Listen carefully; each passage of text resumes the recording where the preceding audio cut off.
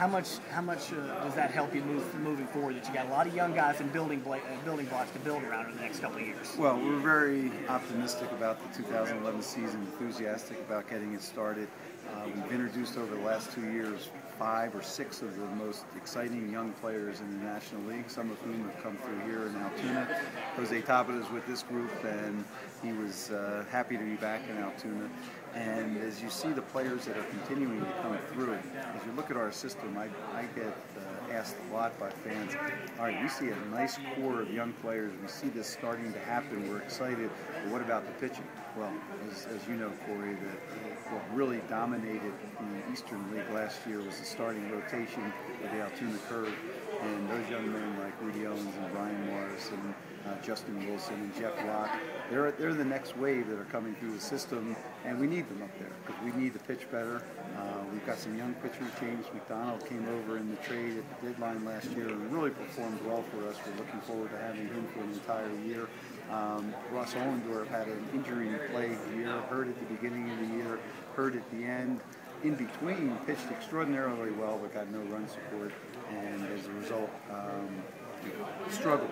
But we're looking for a good year from Russ, and we need somebody like Charlie Morton, Brad Lincoln to step up and to win that 5th starter spot, and hold the line until these Altoona Curve pitchers come, and then the next wave, the Italians and the Rowleys, and even before that, the Brian Leach, maybe, Aaron Pravanik, players like that coming through. So we're excited.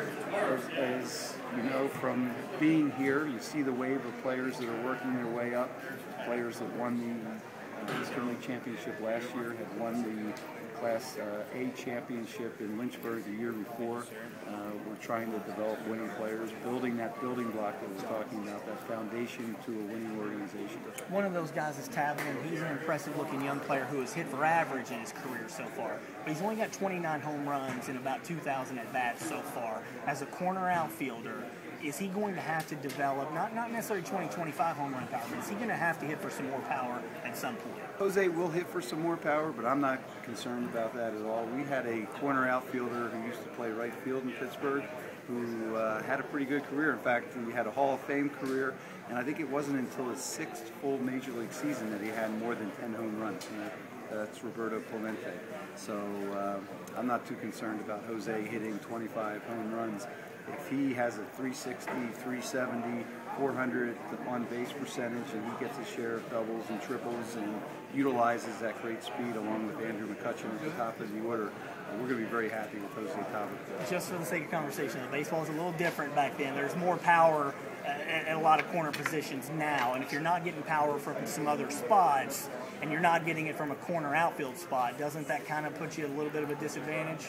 It's nice to have power, there's no question, but power can be doubles and triples as well. It doesn't have to be home runs. So Jose has tremendous power. You watch him take batting practice, and he'll hit many balls over the fence.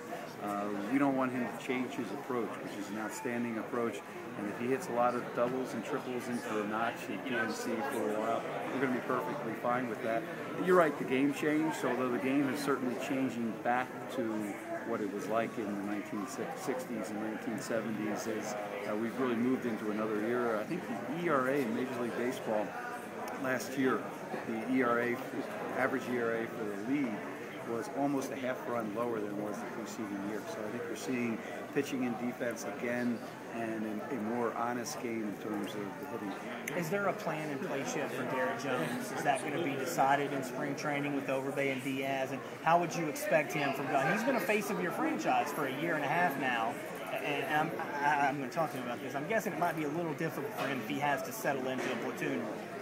Well, I mean, obviously no player wants to move from being an everyday player to being a platoon player. But the plan is right now is that Lyle Overbay will be the everyday first baseman. That's what we signed him to be, and that we're going to be able to move Garrett out to right field to platoon with Matt Diaz. Now, Garrett had a good year last year.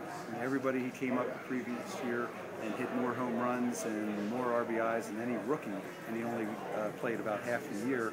And last year he led our team in home runs and RBIs. So he had a nice year. Didn't hit at the pace he hit in 2009, but still had a nice year. Struggled with left-handers, as many left-handed hitters do. We thought that adding Matt Diaz, who has crushed left-handed pitching, to a platoon with Garrett, who has really hit well against right-handed pitching, is going to make us a better team. And so that's the plan.